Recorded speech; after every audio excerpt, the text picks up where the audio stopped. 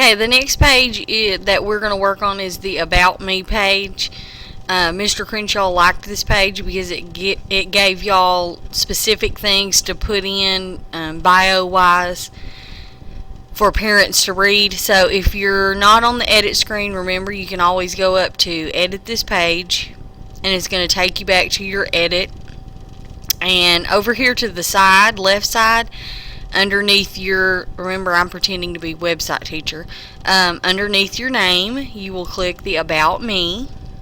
Okay, and it says welcome to your profile page, and this is going to give you a little bit of info about it. What the website guys did who designed Gabbart is really kind of cool.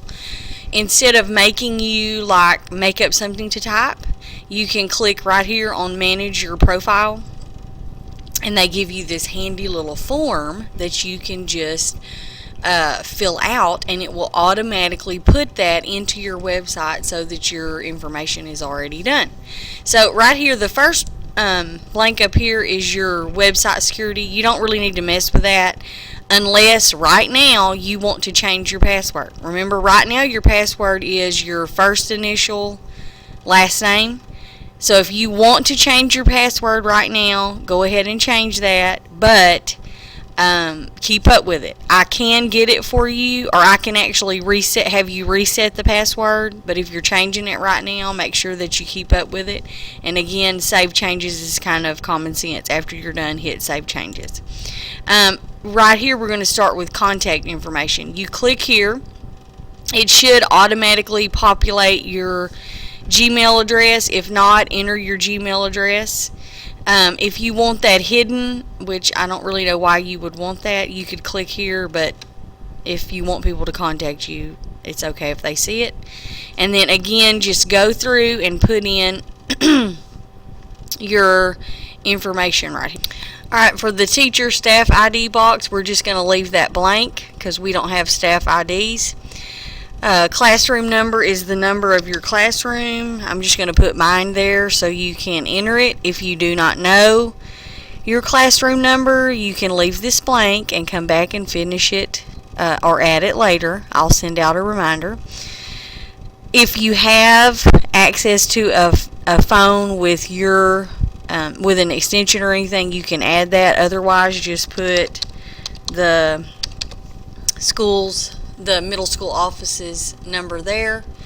We're not going to enter cell phone numbers or home numbers. Your conference time you will enter. So whatever it is, just go ahead and put this year's because chances are it won't change, but if it does, again, I'll send out a reminder for everybody to update that at the beginning of the year. So if you have A-Day, B-Day, you can just enter it like this. Like mine is A-Day, 9:30, maybe if I can type, to 11, and then B-Day, it is 7:55 to 9:25. Once you're done, hit save changes. Once it's saved, it'll minimize itself. Then you go into your educational experience. It gives you questions to answer. When and where did you graduate from high school? When and where did you graduate from college? So you can go in and type these answers. You can type it in as sentences or a list, whatever you like. I'll show you what it looks like when you're finished. So when it's done and it populates the page after you filled out the form, when I click on education, I just made mine as a list. Okay, just like that. So you can do that if you would like, whichever you prefer. Some people like to type paragraphs.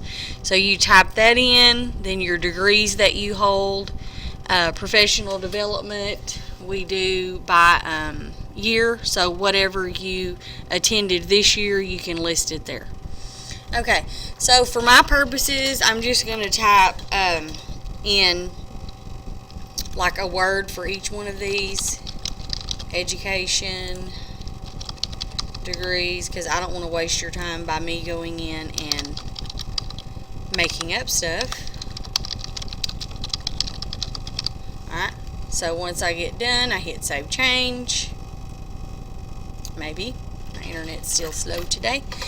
Once we get done with that, go to professional experience, and again it asks you questions. When did you start teaching at this school? How long? Yada yada yada yada yada yada.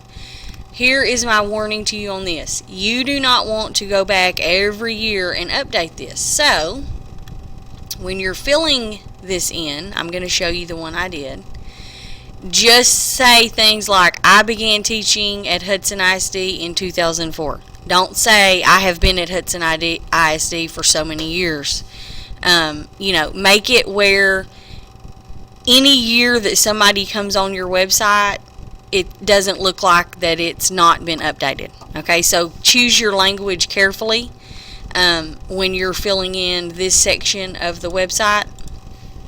And I'm going to just type in again a word, because we don't want to waste time on that. Save changes. Okay, family questions. Are you married? What year? It's just giving you ideas of things to say. You can add things.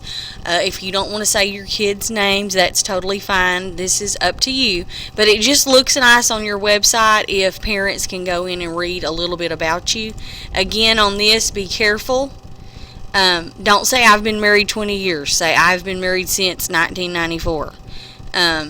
Don't say my son attends Bonner Elementary if they're in 5th grade and next year they're going to move to middle school. Just say Hudson ISD. Anything like this, just make the language to where it always looks like it's updated on that.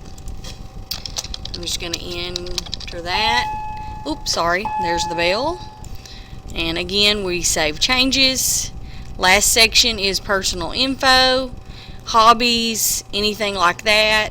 Again, when you enter this, don't use any language that says the amount of years you've been doing something. Say the year that you started or anything like that, so that it always looks like that it is current. Okay, so I'm going to enter that and hit save.